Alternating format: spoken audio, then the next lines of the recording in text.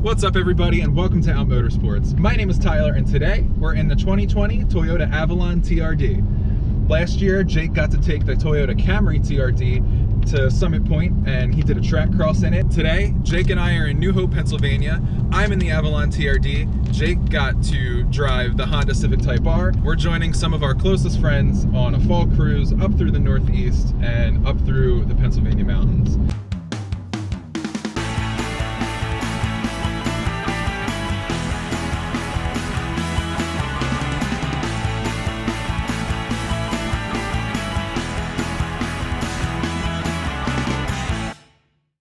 Toyota was nice enough to give me this Avalon TRD today for this cruise, and honestly, I think it might be one of the most perfect vehicles we could have chosen.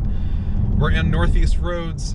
This Avalon TRD is sporty, but it's still an Avalon. It's comfortable. Compared to the stock Avalon, the rear suspension in this car is about 68% stiffer. The front is about 49% stiffer. They achieved that through spring rate, new dampers, and anti-roll bars, sway bars front and rear. The dampers soak up all the bumps. They hold the road very well. They keep the car composed without making it feel jittery. It's overall a very sophisticated ride. And the V6, going up this hill, has a good amount of torque. It has just under 300 foot-pounds of torque. It has a nice beefy mid-range all the way through, but you can rev it all the way out to redline and it doesn't really give up at the top end. It has just over 300 horsepower and they stuck a TRD exhaust on this car. It's a very high quality looking. If I were to pay for this exhaust on like my BMW or anywhere in the aftermarket, I would probably expect to pay like $1,200. It looks that nice. And it sounds good too. It's enough to give you some tone, but it's not offensive.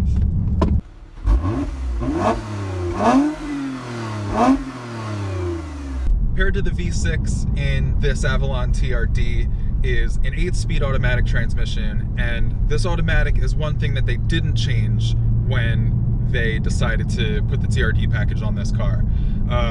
According to Toyota, from everything I've read and from everything that I can tell, this is the same 8-speed that you get in any other Avalon. I believe it's the same 8-speed that you also get in the Camry TRD, which Jake took to the racetrack earlier this year. This 8-speed is fine. Like I said, this is still an Avalon, so I find this acceptable in this car. It's no ZF 8-speed. It upshifts for you. The downshifts, in my opinion, are much better than the upshifts are. The downshifts in this actually kind of remind me of like an old school single clutch. Like they actually feel like you're giving it an old school like rev match.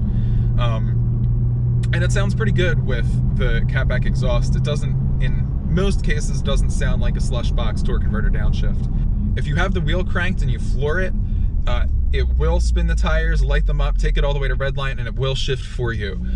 It makes that unpredictable because you can be in the middle of a corner, get on the gas, it'll blow the front tires off, and then it'll upshift and you're in the next tire gear that you don't want to be in. And then it's not really incredibly responsive, so when you downshift to get back in the gear that you should be in, it's all confused and it doesn't really do what you're asking it to do. Other than that, you can learn to work around that and you learn to manage the front end grip. We're driving along this back road and it's a really good time to talk about the adaptive dampers. This road is bumpy, there's some potholes here. I'm in sport mode in this car and the dampers soak this right up. Even though this car is stiffer, it's still an Avalon. It's comfortable.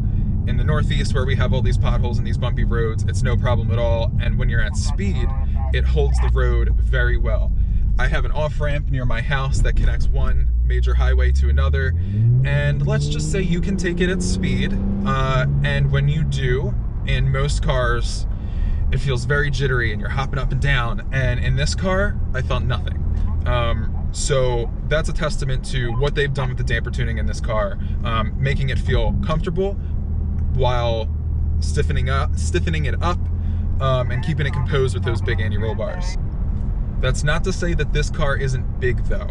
This car is, I believe, 196 or 198 inches long, and that is basically as long as the new Ford Explorer. She a big girl, but she hides it pretty well. I'm not really able to pick my line through these roads. I'm just trying to keep it in the lines. People like Jake in the Type R and the other Jake in the Mini in front of me can kind of pick their line and have their apexes and have their fun, even avoid something like potholes in the road. Me, not so much.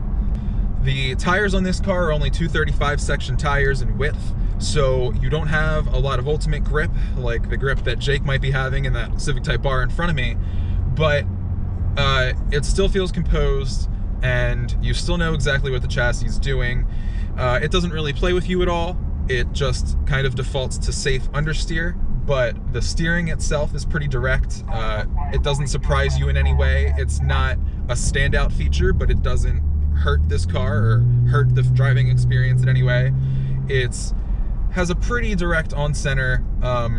It doesn't weight up off-center the way that some electric steering does, but it's still very predictable. It's acceptable, totally fine. Doesn't really communicate much of the road, but it does communicate more road surface and more feel than, let's say, a G23 series BMW. Aside from the performance and the driving feel, the interior of the TRD got a couple upgrades. You have a leather-etched TRD shift knob here. You have red seatbelts, as you can see. The seats are the special suede slash leather combination, and they're actually very, very comfortable. I've been in this car since 9 a.m. this morning. It's now 5 p.m. and I could spend the rest of the day in it. Truthfully, the only other car that I've spent this much time in and been this comfortable in was a 2017 Sonata, and that's not a joke. I'm actually really impressed with these seats because the last Toyota product I was in was the 2018 Camry, a regular Camry, not the TRD, and I wasn't the biggest fan of those seats. For whatever reason, they didn't fit me comfortably. These, even though I almost feel too small for this car, these seats are incredibly comfortable. The seating position is still pretty good. I wish the steering wheel would telescope out to me a little bit further, but it's really not the worst. Overall, the Avalon TRD was a willing and, most importantly, comfortable partner to take on our cruise. Where most other manufacturers have switched to smaller displacement turbocharged engines, Toyota and Lexus are still holding on to some of their naturally aspirated power plants that give their vehicles soul and personality.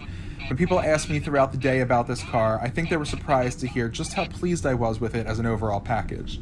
The Avalon TRD brings you all of the comfort and space you expect from a regular Avalon, but at the same time brings you just enough sporting looks, sound, and handling characteristics to keep you entertained on the back roads.